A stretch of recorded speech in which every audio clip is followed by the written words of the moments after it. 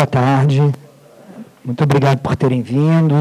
É um prazer enorme para mim ter aqui o nosso colega Marcelo Barros Gomes, do TCU, que é coordenador geral da área social do TCU e da região Nordeste,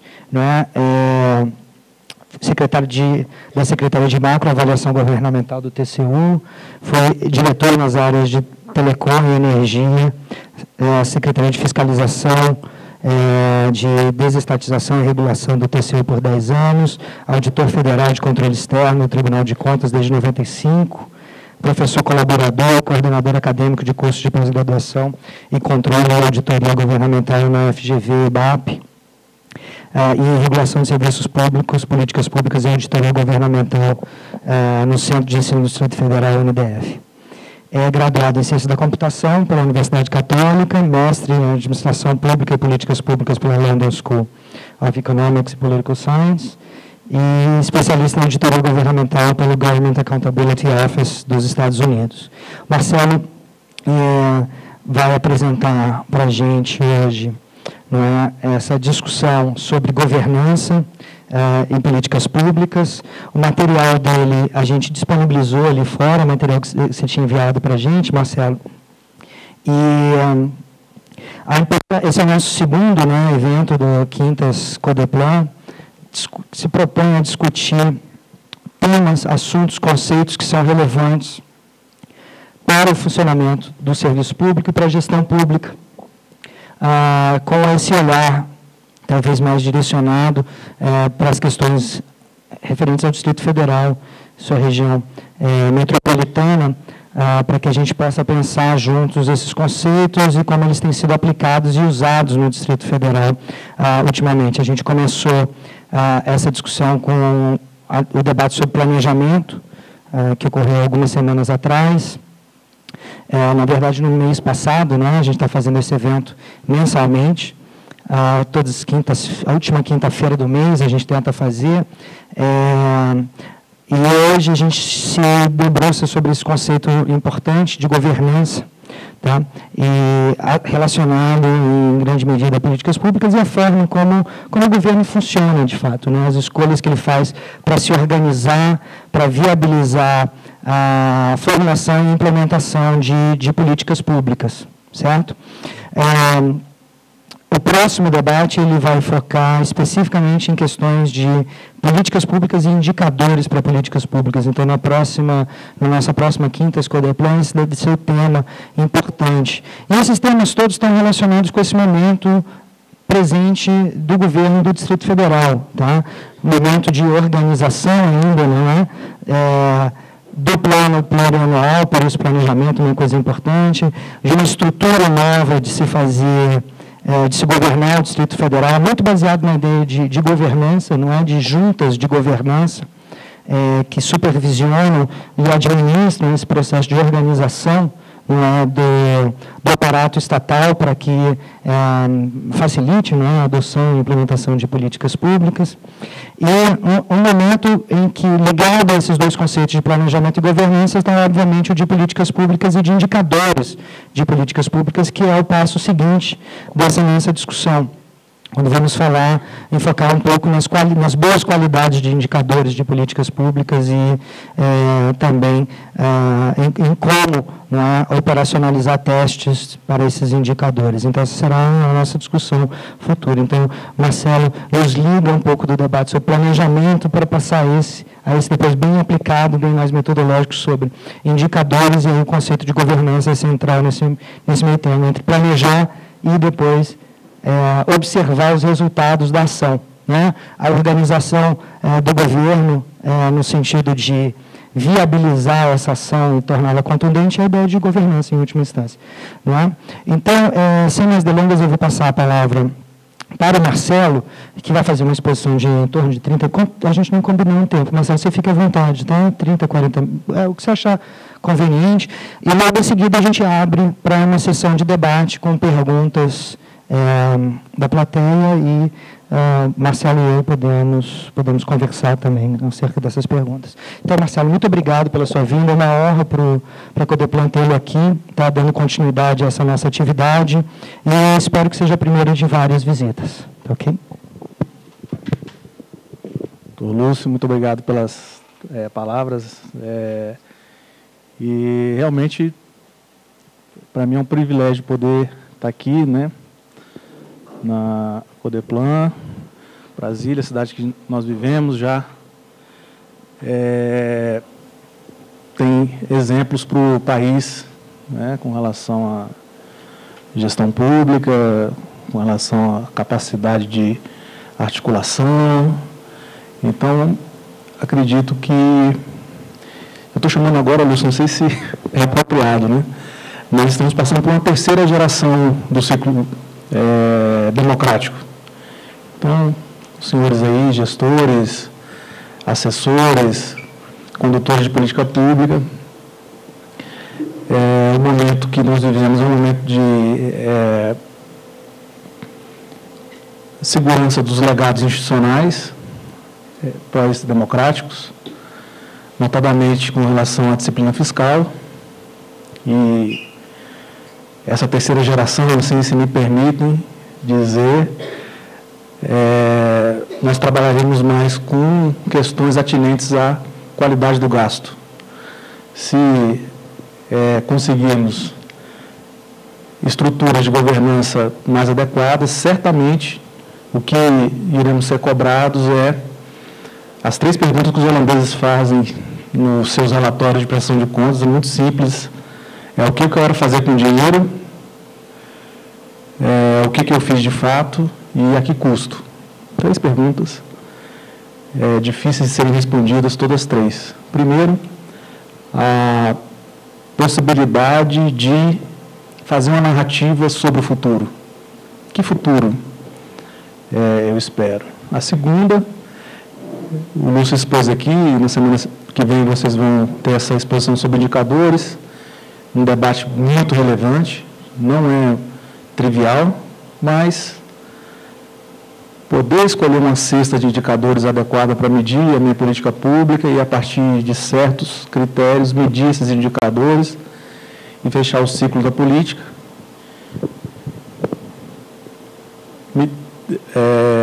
Se possível, medindo o impacto dessa política e, ao final, medindo os custos e a efetividade, a transformação social que trouxe e que fez essa política pública. Não é trivial, mas é fundamental e a sociedade caminha para cobrar isso do serviço público e o serviço público deve isso à sociedade. Ao fim e ao cabo, o que nós estamos dizendo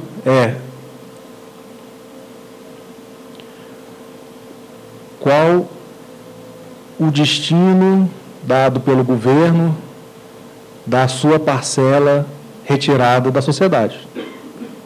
Então, é essa a questão que se coloca para a gente.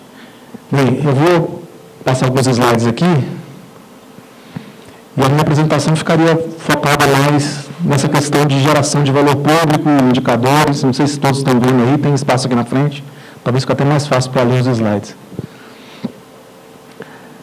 Governança e posicionamento estratégico do Estado. Duas bases para se pensar o governo. A primeira, qual o posicionamento estratégico governamental? É um pilar.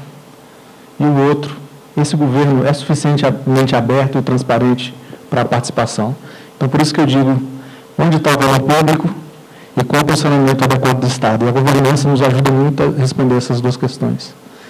Bem, eu me inspirei esse slide aí numa apresentação do diretor-geral da OCDE, que ele fez um quadro sobre quanto cada governo gasta no mundo. Eu achei interessante porque todas as empresas, ou qualquer empresa, desde o nosso vizinho lá, que tem um comércio, até um grande empresário, ele vai dizer, eu tenho que ter algum controle, alguma governança sobre o meu empreendimento. E essa visão de governo empreendedor é estarrecedora, porque nós somos responsáveis, o governo federal, por quase 50% do PIB, em termos de gasto. Estados, 430 bilhões, municípios, 350 bilhões, em 2013. A pergunta é, existe governança nessa grande empresa ou nesse grande empreendimento chamado governo, em todos os níveis? Estamos falando de gastos diretos, fora as regulações efetuadas pelo Estado. Por exemplo, o orçamento de uma agência reguladora, petróleo, energia, telecom, é ínfimo em relação ao mercado que ela regula. Então, eu digo que o Estado, quando ele não gasta diretamente, rola sua dívida, paga financia política pública, ele, de certa forma, faz regulações em diversos mercados. Bem, e o Estado empreendedor? Um recente documento endereçado pelo Controlador-Geral dos Estados Unidos ao Congresso diz o seguinte: se continuarmos dessa forma, em 2040, o papel do governo vai ser controlar o envio das cartas de pensões à população. Interessante. É para isso que estamos caminhando, um orçamento engessado, as despesas vinculadas e os gastos discricionários cada vez menores, a capacidade de investimento estatal cada vez menor. Daí a necessidade de, na crise, tirar o S e criar oportunidades de empreendedorismo, de inovação, de incentivo à regulação, parcerias, porque realmente o Estado no mundo inteiro, a maior preocupação são os gastos decorrentes de vinculações obrigatórias. Então, por isso que o Controlador-Geral dos Estados Unidos disse, da forma que o orçamento americano vai, em 2040, o nosso único papel vai ser controlar as cartas que chegam à população recebendo suas pensões e programas sociais. Mas, desses 6% que no governo federal das despesas primárias são nas com investimento, 67, 70 bilhões, agora menos, né, esse ano menos, é estarrecedor verificar que esses gastos não ocorrem com execução do mesmo período. Então, o Ministério aí da Defesa, que mais conseguiu executar o orçamento anual, ele não conseguiu chegar a 50% da execução do orçamento de investimento. Alguns ministérios gastaram 1% do investimento no mesmo ano. 2, 8.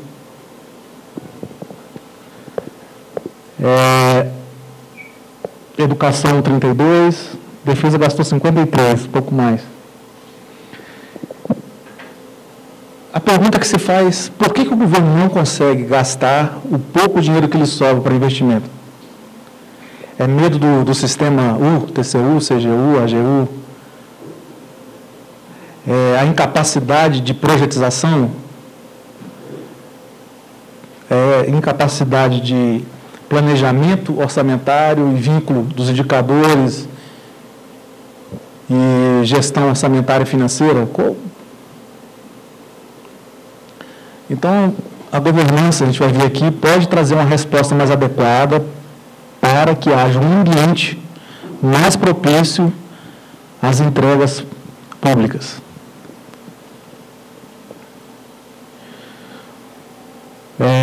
Resta pagar inscritos desde 2009.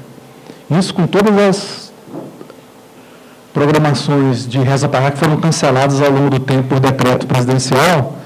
Em 2013, o reza pagar estava em 219 bilhões, hoje está em 250 ou mais.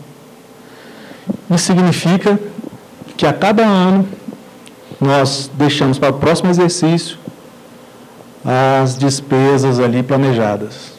Resultado do incrementalismo orçamentário do governo, dos governos. E por isso que eu clamo, chamo e digo que nós temos que passar por um terceiro ciclo de consolidação democrática. Um desses aspectos é a mudança do ciclo orçamentário, de um orçamento incremental para um orçamento de médio prazo. Indicadores fundamental. A ausência de indicadores de longo prazo no Brasil, isso é notório. O artigo 74 da Constituição, isso não foi regulamentado. Semana passada vocês devem ter falado sobre isso aqui, há 15 dias, né, sobre planejamento. O vínculo do orçamento também com os indicadores é muito fraco, né? Então, essa impossibilidade de ter uma programação orçamentária adequada faz com que os restos a pagar cresçam. Restos a pagar é um instrumento de gestão financeira importante, mas está sendo usado de forma muito inadequada. Quando se chamou o Alan Chic para fazer uma avaliação do orçamento no Brasil, perguntaram para ele que avaliação ele fazia do nosso orçamento, ele perguntou qual deles. O orçamento aprovado pelo Executivo, pelo Congresso, pelo PAC, ou do gabinete do presidente, ou de restos a pagar. De fato, que a gente diz o seguinte: a despesa que eu estou executando hoje, eu não sei a que planejamento ele se refere, mais ou menos isso. Bem, temos um problema adicional aí, acho que o GDF também está atento a essa questão, os indicadores de dívida. A dívida líquida, ela tem um certo controle ao longo do tempo, mas a dívida bruta tem subido, e numa recessão isso pode ser um problema grave, e é o que estamos vivendo aqui atualmente. Na verdade, não sei se tem alguém de programação financeira aqui, mas o que aconteceu com o governo federal, basicamente,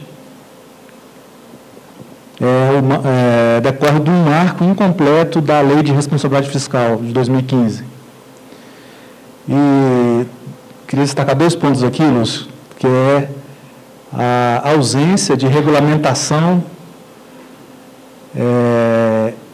para a instituição de um conselho fiscal independente, que são os marcos de responsabilidade fiscal que ainda faltam ser implementados. Um conselho, não de fazenda, né, mas uma instituição fiscal independente, daria mais credibilidade institucional aos gastos do governo e, eventualmente, até as ações mais ousadas, né, de governos que tentam extrapolar limites de gasto previstos na LRF. Esse é um primeiro ponto. Um conselho fiscal independente seria fundamental para a estabilidade do Brasil. Eu não sei se aqui no GDF também vocês podem pensar na instituição de um conselho dessa natureza, seria muito bem-vindo. A lei prevê, falta sua instituição. E o segundo aspecto, Lúcio, é a própria regulamentação da metodologia ou dos índices de superávit primário, que também previsto na LRF de 2000, decorreria de uma resolução do próprio Senado Federal que instituísse uma metodologia de superávit primário. Então, esses 2 pontos aí, eu acho que eles minaram, de certa forma, em certo grau, em certa medida, a credibilidade fiscal e a credibilidade dos números governamentais. O superávit primário, não sei se tem uma lâmina aqui, todos sabem, o governo, de certa forma, incluiu ali receitas não recorrentes, né? Sempre houve, de privatização, renegociação de dívida ativa, receita decorrente de concessões e parcerias com vendas de ativos públicos, mas, além disso, o governo tirou do cálculo de superávit as despesas com o PAC, e no último período, onde ocorreu tudo que vocês sabem, as despesas também com as renúncias fiscais. Então, isso minou totalmente a credibilidade fiscal e os agentes se antecipam a essas atuações assim, mais heterodoxas de governo. E é fundamental porque a governança pública também, nesse aspecto mais financeiro, ela vai trazer a apreciação de risco, que, ao fim e ao cabo, é o custo de investimento que temos que arcar maior se houver um quadro institucional menos adequado. Então, um bom governo e um governo responsável são legados que não podemos perder de vista para o nosso país. Mas, uma vez que alcançados esses legados, né, a gente tem que pensar em outros indicadores. Então, preste muita atenção nessa direção que o Lúcio está dando. Assim, estou muito contente em ver a Codeplan pensando dessa forma mais abrangente, sistêmica, porque, pensem bem, hoje alguém acha que o Brasil deve ter uma inflação maior que 6,5%, que é os 2% além do centro da meta? Não, um indicador já é resolvido pela sociedade. Apesar desse ano a gente vai ter que extrapolar. E ninguém também acha que a gente não deve economizar, em termos primários, um certo nível para ter estabilidade fiscal. Que era uma coisa impensável. Se a gente for 20, 25 anos atrás, o governo queria pegar dinheiro, os governos gastar, financiado por bancos, etc. E hoje existe uma consciência de responsabilidade, que foi um pouco arranhada aí, mas está se recuperando, né? Agora, a pergunta que eu acho que vocês estão fazendo aqui é: e IDH? Indicadores de educação, indicadores de eficiência no atendimento da saúde, indicadores de inovação, indicadores de qualidade do transporte. Isso tem que passar por uma discussão profunda dos governos. E segurança pública, por aí vai. É isso que a gente tem que ter em mente, né? Eu quero ter inflação de 6,5%, mas eu não quero ficar 2 horas no trânsito. Não quero morrer em buraco, eu não quero morrer ao fazer uma caminhada aqui numa quadra, numa cidade satélite. Ou se faz essa discussão com a sociedade, ou a sociedade vai tomar essa discussão para si. Então, vocês estão de parabéns por essa iniciativa. Não é trivial. Renúncia de receita, ou o governo deixar de recolher para aplicar em outras prioridades.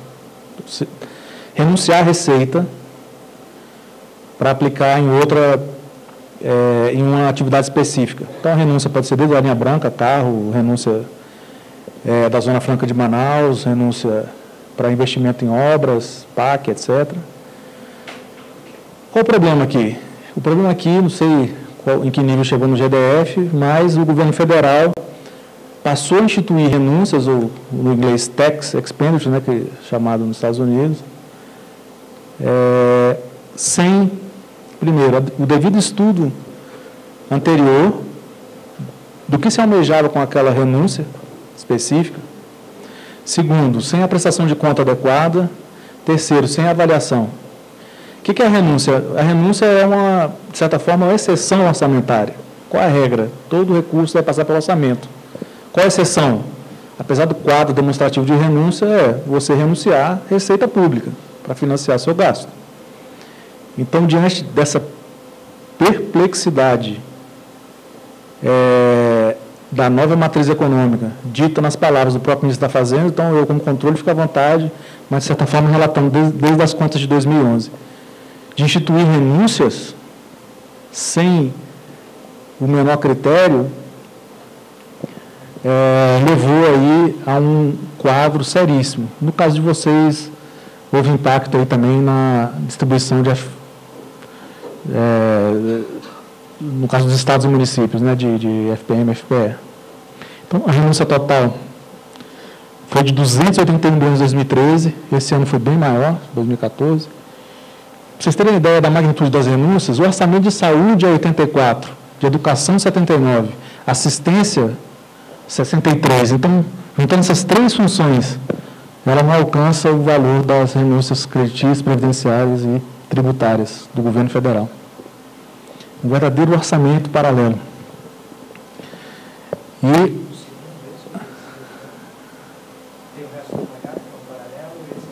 esse é o outro. E o outro é o PAC, que é o orçamento premium.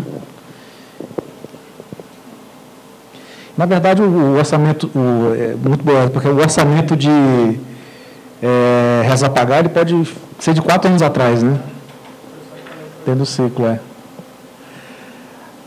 A desoneração arcada pela União foi de 42% e por estados e municípios, do 242%, foi de 58%. O pessoal estava dizendo o seguinte, que o governo acabou fazendo benefícios com o chapéu amarelo, né? Ele instituiu a renúncia, diminuiu a capacidade de transferir IPI, via IPI e outros impostos renunciados para os repasses. Isso ainda vai gerar muita controvérsia. Ok, então vamos, diante desse quadro aí do governo,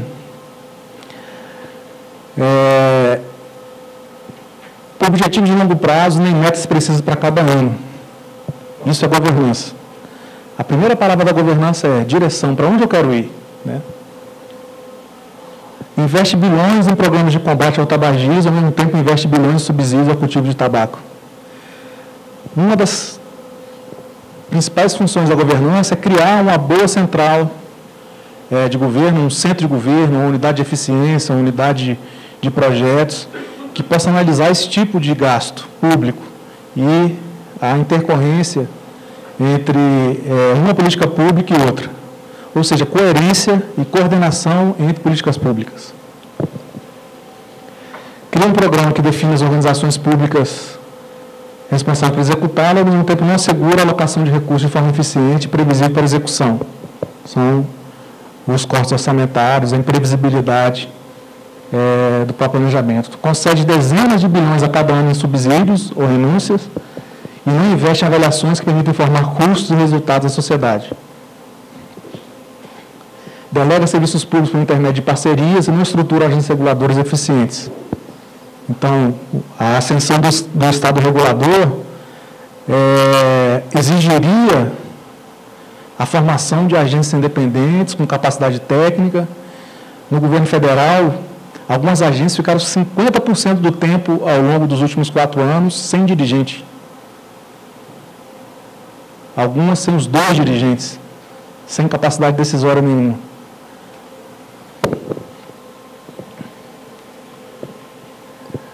Então, governança pública, numa definição aí do seu professor Lúcio. Primeiro, definição de objetivos coletivos, eleitos de forma legítima pela sociedade, coerência entre as políticas e coordenação entre os atores que implementam, condições para a implementação das políticas, capacidade da burocracia, arranjos institucionais necessários, e monitoramento e avaliação que assegura a aprendizagem e a accountability. Então, a governança é o ambiente adequado para a melhor execução política das políticas públicas. Então, quando eu falo do ambiente, dos arranjos institucionais, da capacidade do governo dar direção, coordenar as políticas, um ambiente adequado para avaliação, aprendizagem, eu estou falando de governança. É assim que uma empresa deve trabalhar, é assim que um Estado deve pensar sobre suas políticas públicas. Então, a capacidade para conduzir as políticas públicas conforme os objetivos e prioridades eleitos pela sociedade. Capacidade para conduzir políticas conforme os objetivos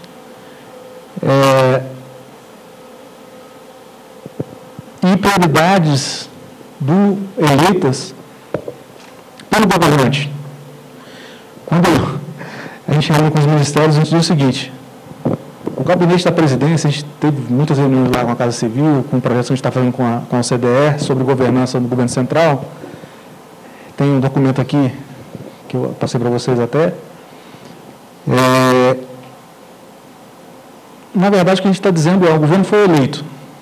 Qual a capacidade dele priorizar ou eleger as suas prioridades e acompanhar?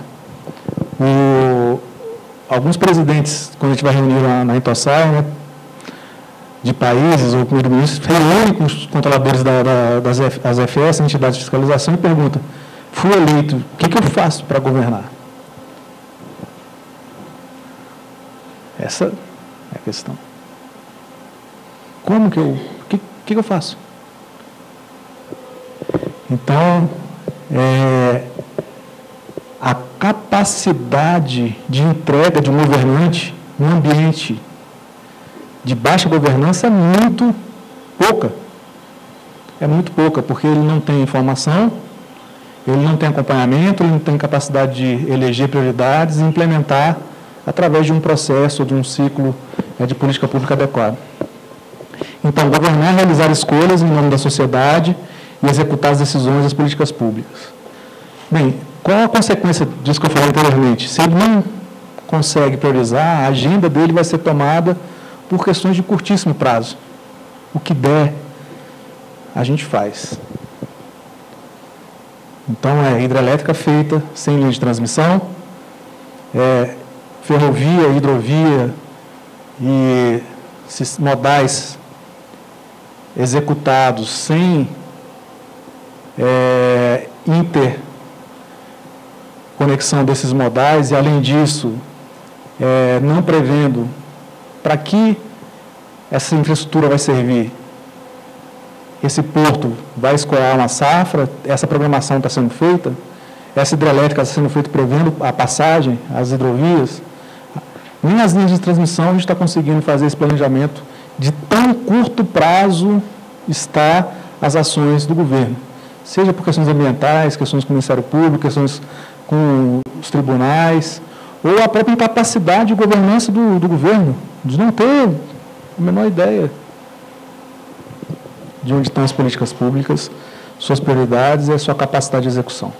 E a governança são as qualidades e processos que possibilitam o alcance dos resultados.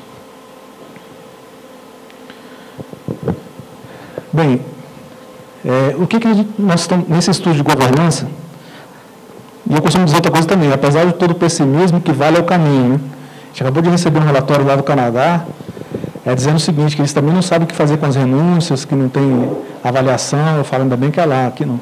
Mas o importante é o caminho. A hora que você caminha, o caminho se abre. Então, o Brasil está liderando essa discussão sobre governança na OCDE, apesar do nosso nível de governança não ser tão bom ainda, mas o importante é abrir esse caminho. E a governança, colegas, primeiro, ela vem dos órgãos centrais do governo e do centro de governo.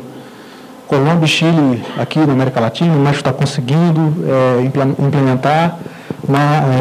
Alguns estados, não vou falar assim politicamente, mas alguns estados conseguiram estruturar um centro de governo, a governança do centro de governo, para poder criar aquelas duas primeiras questões da governança. Se eu não sei para onde eu vou medir o quê? Se eu não sei para onde eu vou, qualquer caminho que eu vá serve. Então, esse é o ponto. Centros de governo capazes de dar aquela direção e criar coerência e coordenação entre as políticas, as diversas políticas. Então, trabalhar muito fortemente com o centro de governo. No caso, nós somos um pouco fragmentados no governo federal, acho que aqui também deve existir essa dificuldade, articulação entre planejamento e fazenda, esses dois, e ouvir o governador via Casa Civil, ou entidade de eficiência e as assessorias de planejamento. Então, alguns países colocaram isso no mesmo molde. Nos Estados Unidos há algum tempo tem a OMB, que é Office Management Budget, né? Que está vinculado ao gabinete do presidente e as funções de planejamento, de monitoramento, priorização, coordenação, está dentro daquele gabinete. Então, o orçamento ele é feito de forma integrada. E aqui a gente tem uma dificuldade, porque a gente teria que fazer a integração desses órgãos para dar uma coerência na política pública e nas prioridades do governo. Então, entender os órgãos centrais como focos de governança é fundamental. E,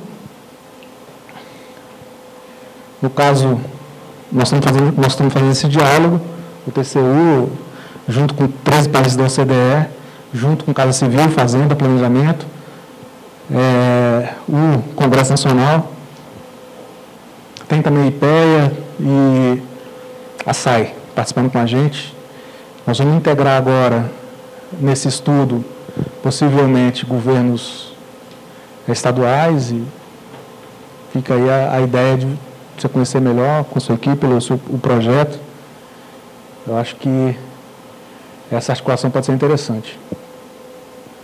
Bem, políticas públicas. Ok. A partir da estruturação de uma boa governança no centro de governo, ou seja, a capacidade de criar esses indicadores de longo prazo, criar os indicadores, priorizá-los e criar centrais de governo, centro de governo, com capacidade de articulação entre esses outros órgãos, e a mínima ingerência sobre os ministérios setoriais. É que a programação de planejamento, a programação de indicadores, ela passa a ser mais uma obrigação do gestor. Então, eu diria que o gestor tem que passar a ver isso como a única saída para alcançar os seus resultados. Então, o centro de governo deve se articular muito fortemente com os órgãos setoriais de políticas públicas. Então, a gente está falando aqui de níveis de governança. A primeira governança é do governante principal, o eleito. A segunda é a governança dos órgãos que realizam e implementam as políticas públicas. Saúde, educação, transporte. Então, essa linha de governança que eu estou falando agora. Mas o centro de governo deve criar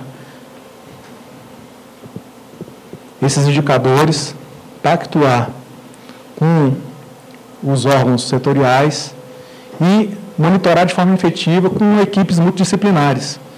Esse é o pacote do governador, esse é o pacote da presidente. Tem que ter uma reunião de pactuação com todos e, a partir dali, dar ao centro de governo a capacidade desse monitoramento por intermédio de um assessoramento especializado e acompanhamento para e passo. O que está indo bem, o que não está, reuniões situacionais, para se entender o que está acontecendo.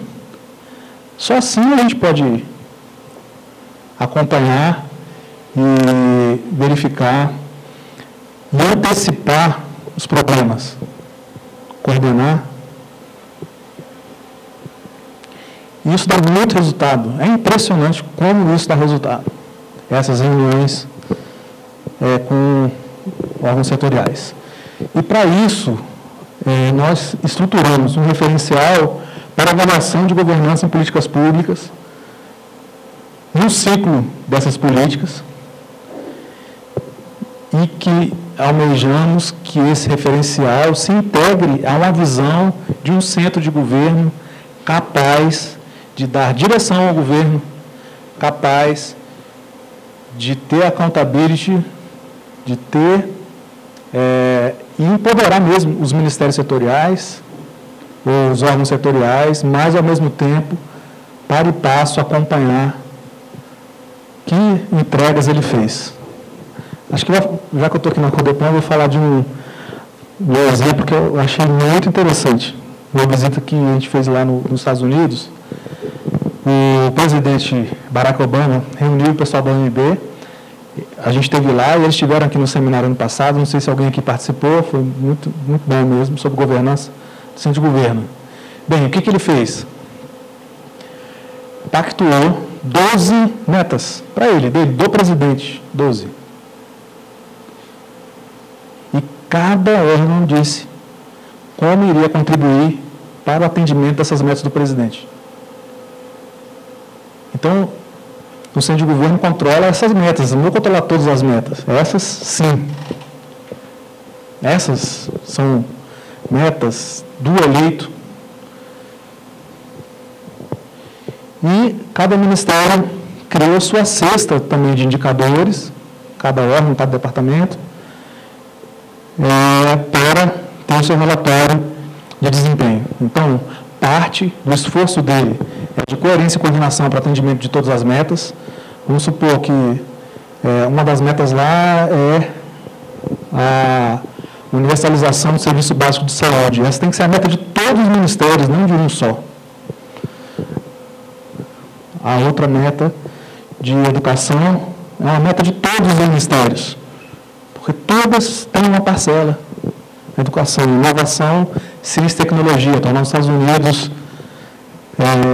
uma nação que tem um X de inovação a mais do que tem hoje. É uma meta de todos os ministérios. O Ministério da Defesa tem que participar dessa meta, o Ministério do Trabalho, o Emprego, tem que criar postos, a educação tem que criar...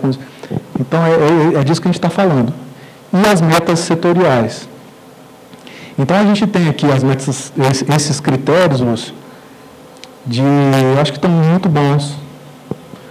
O Senado Federal, ele, com base, né, nesse arquivo que eu mandei para vocês, criou um referencial para o Senado avaliar a política pública, e a Casa Civil está caminhando para essa linha também no governo federal.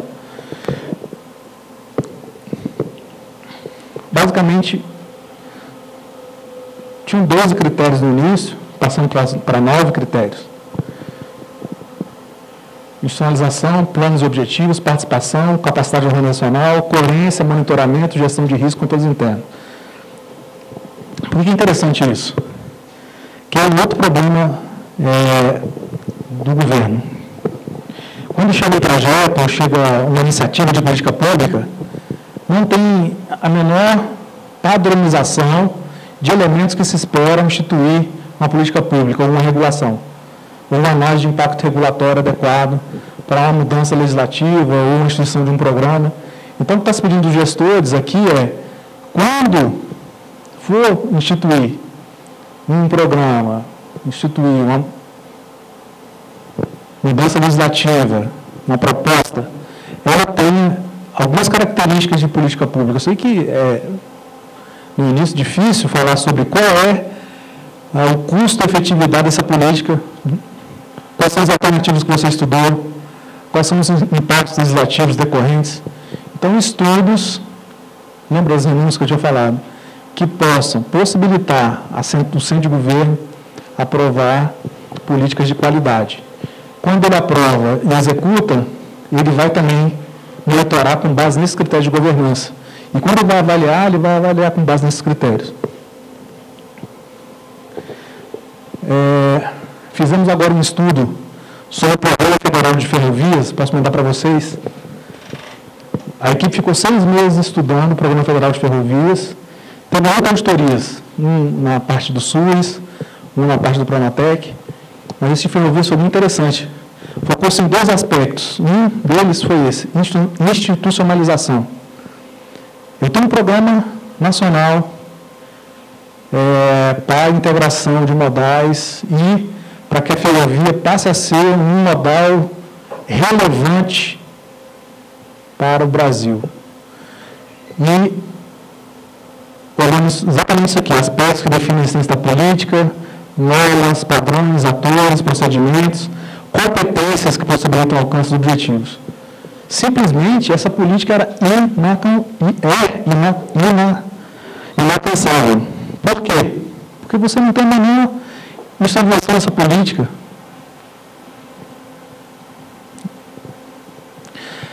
Você vai ter, certamente, trechos de execução de malhas ferroviárias, outros você não vai conseguir. Quando você olha a governança da política pública, os padrões não estão definidos, as normas, as pessoas não estão capacitadas, os projetos não estão sendo conduzidos. Então, você começa a ver que o ambiente para a execução dessa política é muito inóspito. Segundo, planos e objetivos. A política pública deve orientar por uma formulação que define a sua lógica de intervenção e por planos que permitam operacionalizar as ações necessárias, denominados em função das diretrizes, objetivos e metas propostas.